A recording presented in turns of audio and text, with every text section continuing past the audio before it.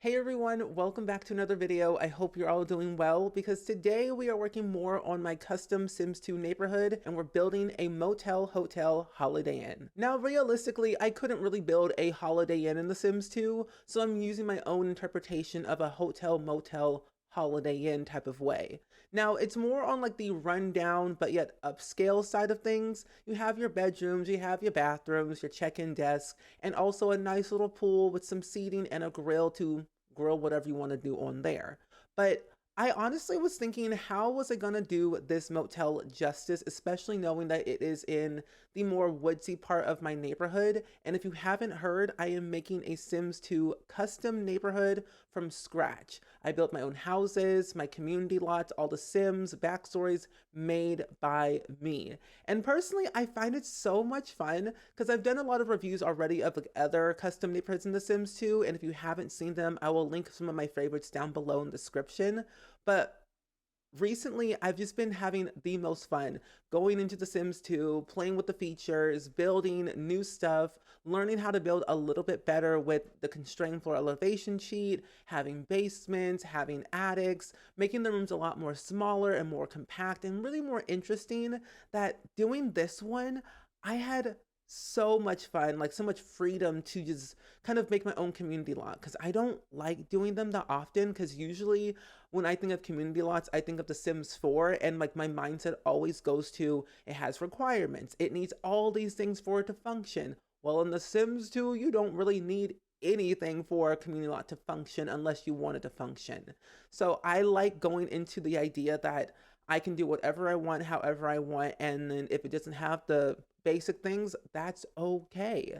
So this one is more like, I think there's at least a total of 8 bedrooms in this motel, but the motel in each room has like their own different distinct amenities. Some rooms have their own mini fridge, some room has like a full decked out kitchen with a TV and everything. So every room is different, but they're always like kind of like the same. And I'm kind of going off of the idea that I have been in a lot of hotels in like my previous, lifetimes in the past 10, 15 years because what I enjoy about traveling is experiencing new places and staying in different rooms. You have a new experience, whether it's the hotel staff or the place that you're in or the building itself. It has like so much character. Every hotel was either built very recently, remodeled, renovated, or it was like staying intact from like the 1950s, 60s, 70s, whatever it might be. And looking up like the hotel's history is so fun for me. I was never really good at history, like ever in my life, even in high school, but I always find history is important to learn, and I just like doing that. So wanting to make a very abandoned, rundown but yet upscale hotel motel in Rosewood, which is the name of my custom neighborhood. And I wanted to go with a general story that was something along the lines, stay here for a couple of days with your spouse on your honeymoon, get away from the kids for a couple of days, a secret rendezvous with somebody that you've only known for like 3, 4, 5 days after being married for 14 years, things like that, but also a way where families can come by, visit if they're in town for that day or a couple of days or that week. They can rent out a couple of rooms, and there's 8 rooms in total, and each room has their own distinct style. Even though the wallpaper and like bedding style is all the same, the amenities are all different. One room might have their very own, mini fridge. Another room might have a full-on decked out kitchen. Things like that make them different. So each room will cost very different, simoleon prices, which is fine. So if you're rich, go right ahead. If you're not rich, rent out one room and you'll be okay. But I really like how I built this hotel because not only that I love building in The Sims, I do a lot of traveling. In the past like 10, 15 years or so, I've been in so many different hotels, motels, things like that. And every hotel I've ever been into has either been, your standard generic, one bed, we've got your dresser, your TV, have a bedroom, or you have like a full on like, suite with your own living room, your own kitchen, your own bedrooms, your own like bathroom, things like that. And I wanted to like kind of replicate that with this motel specifically because every room is different. Every room has their own, upscale, downscale, whatever you want to call it. And I've also been very inspired by so many different video games that I've played in the past, what felt like my entire life in the past 30 years, I would say. I'm only 30, so I would have been 0 years old playing a video game. But playing video games and like seeing the general environment around where you're like staying or like what you're exploring, especially open world video games, I love them. Especially even like story narrative games like The Walking Dead, The Last of Us, Until Dawn, playing like, Life is Strange. Like those games are so cool. Even though that Life is Strange isn't open world and neither is The Walking Dead, you can still like walk around with your character and see the general environment around you, from the houses to the buildings, like whether it's a grocery store, a motel, a gas station, whatever it is, it's so unique. And I actually want to build another lot up here in the woods area, like a small little gas station, convenience store, or whatever you want to call it, mainly because I've been playing a lot of, or replaying a lot of The Walking Dead. More specifically, The Walking Dead, the final season, like the last season of The Walking Dead video game franchise with Clem and AJ. I've been trying to do 100%, like get 100% achievements in all the Walking Dead games. I have them all except the final season.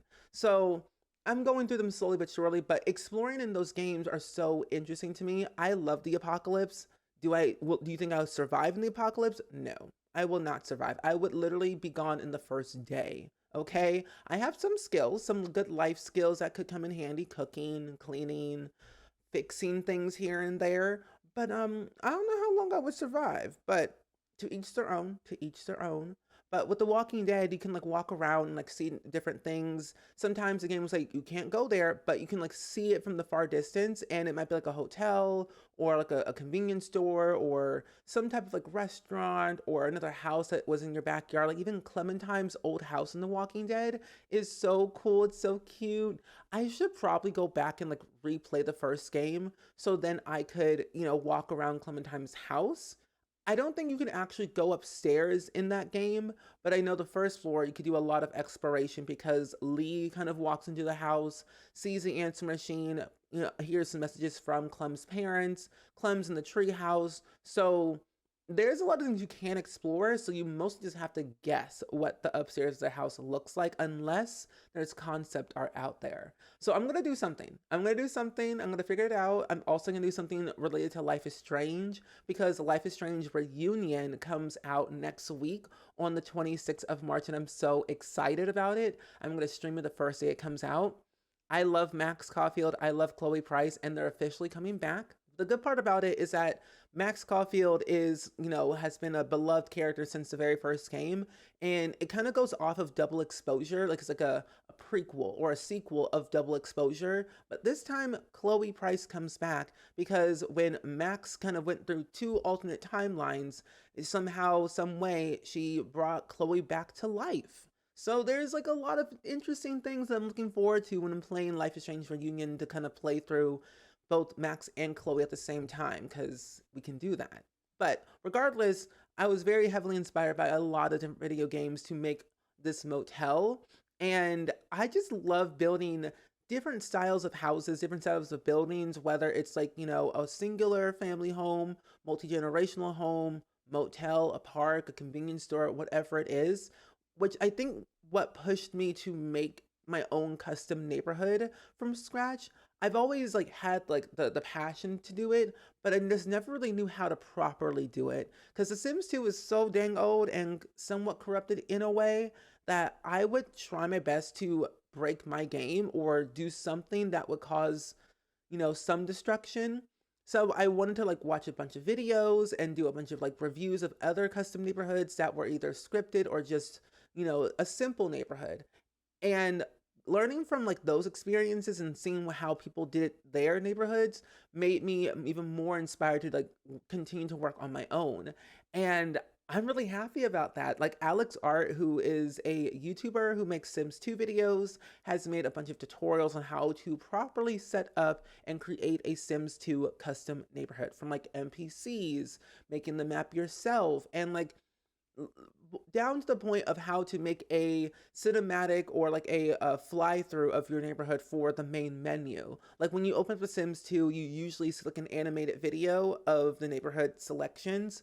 They taught you how to do that. And I'm like, I didn't know that was a thing.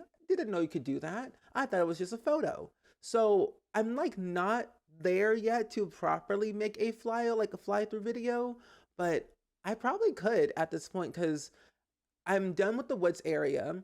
I'm kind of done with like the main town square. And then I also have the farm area kind of basically done. I just have to work heavily on the rich part of the neighborhood.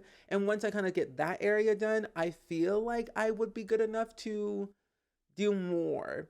I am making a retirement home right now and it's going so well. That will probably one of be That'll probably be one of my next Sims 2 builds that I do after I build the next house where I was building the same house in the Sims 1, 2, 3, and 4. I don't know when I'm posting this video. I'm kind of pre-recording a bunch of videos right now for the month of March and April and a little bit of May because I'm doing a lot of traveling and I won't be home to really record. So if I stay on top of my videos, I'll be okay with staying on top of my podcast episodes as well.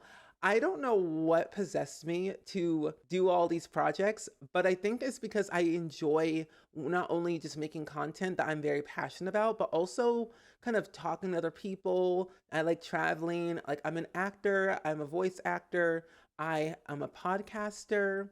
I have a small business where I run a stationery store. I do so many different things. And I've been told my entire life that I do too much. But in reality, I do too much. I really do. I've become more self-aware. Ever since I turned 30, my eyes and my brain has opened up so much to the point where I'm like, okay, let me just slow my roll. But I've also been just so heavily like inspired and passionate to just record more ever since I did an episode with my friend Goofy Little Shady, which we did a podcast episode together.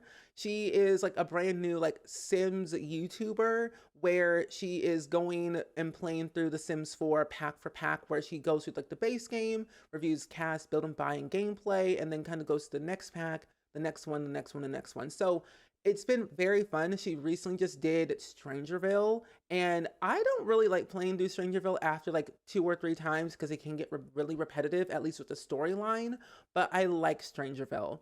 So I'll have to watch some of her videos about that, and I've been thinking about doing a pack legacy challenge for my own self, mainly for my own self, to explore the packs, but I thought about recording it here and there. Regardless, I've just been having so much fun getting back into recording and like getting back into YouTube recording.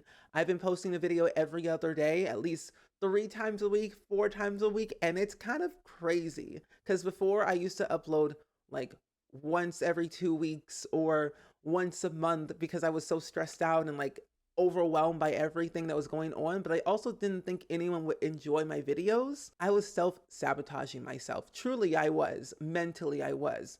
But now I'm in a more healthier mindset and I feel a lot more happier what I'm doing. Even though I still was very happy back then, I just feel a lot more open. My brain is a lot more open. If you know, when you turn 30, it's like everything makes sense. Everything that I did in my 20s now make sense. It's weird, but it's great. But either way, we're going to go into the game, into my neighborhood Rosewood, and I want to show you what I've done thus far in terms of the neighborhood itself, but also the hotel that we just built today. So this is what the motel looks like officially. It's the Jackson Motel. I don't know who's gonna like kind of quote unquote own it, but it's called the Jackson Motel Hotel Holiday Inn. It has at least a grand total of 8 bedrooms and 8 bathrooms.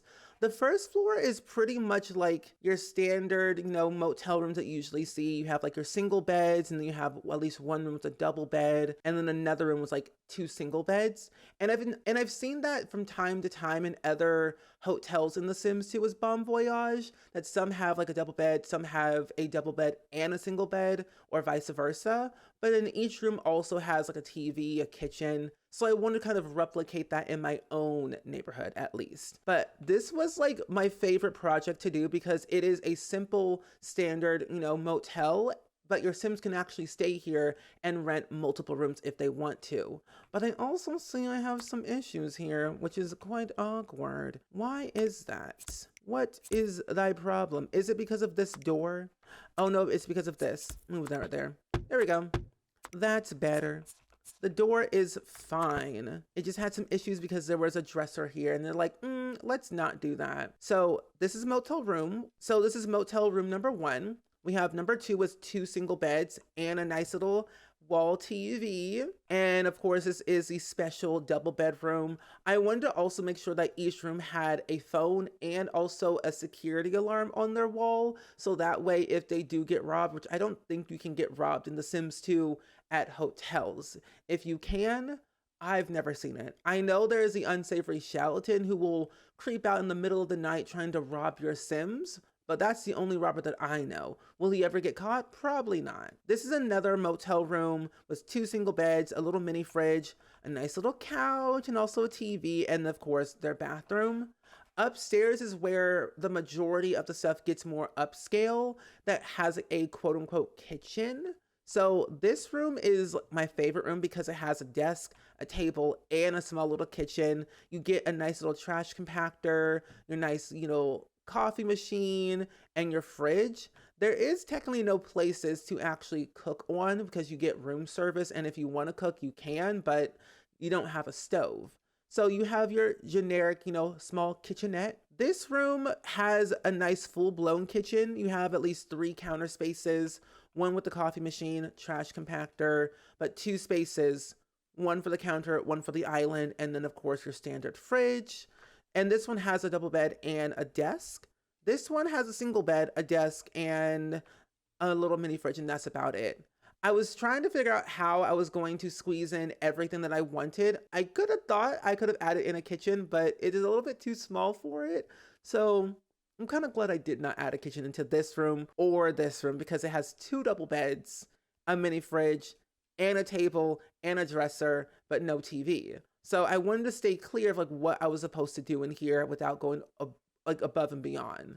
I'm also realizing I'm gonna have to move some stuff around. So I'm gonna move this over here. I'm gonna move this right here and put this right there so that way the door can function so your Sims can get in. And I'm also thinking I'm gonna take this bookshelf and put this down here because there is not one inside of this room. So all the doors are working perfectly fine except this one as per usual. Let's put you right here, put you right there, put you right there. There we go. Move everything around so the doors don't glitch on us anymore.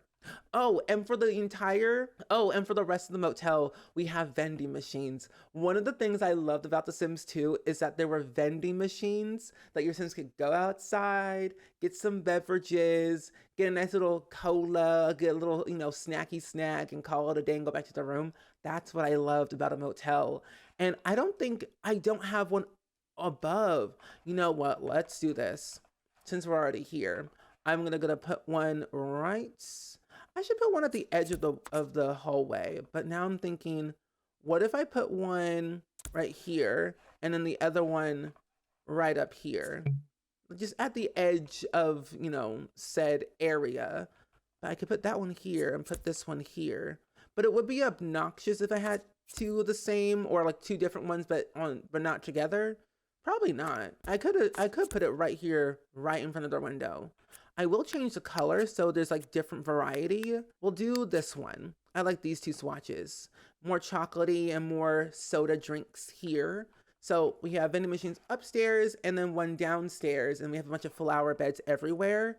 Here's the pool area. You have your 2 lounge chairs, you have your grill, your trash can, and of course just, your pool ladder so you don't drown. And this is where you go in and check in for your hotels, your hotel rooms. You can rent multiple hotel rooms in The Sims 2. I'm not sure what the limit is, but I'm assuming if you have infinite amount of money, you can rent all of them out if you want to. It will charge you an arm and a leg, but that's your own Sims fault for overcharging their credit card, not me. Okay? I try to keep it affordable. But this is where you check in. This is a check-in desk. You have your, end table here. You have some reading material, and then you have your couch over here in case if you're sitting for too long, you can read some books while you get checked in if you want to. And then of course we have a little merry-go-round and some generic seating here and there. So that way if your Sims are sitting outside, they can and just kind of chill out. But this is pretty much the entirety of the Motel Hotel Holiday Inn, the Jackson Motel here in Rosewood. So with all that to say, I do hope you all enjoyed today's video as much as I did. Let me know down in the comments below, as always, of what you thought of this motel, especially if you've ever played The Sims 2. And if you haven't, I would love to know why you haven't. And if you have, let me know some stories. And I will have this build for download, so check the description down below and download the motel. I will also have a tutorial on how to install Sims 2 houses, community lots, Sims, custom content safely in The Sims 2, whether it's the Ultimate Collection, Legacy Edition, or even the CD versions of The Sims 2. But as always, go ahead and like, comment, and subscribe. Listen to my podcast, Hello Spring, wherever you get my podcast, and I will see you all next time. Bye!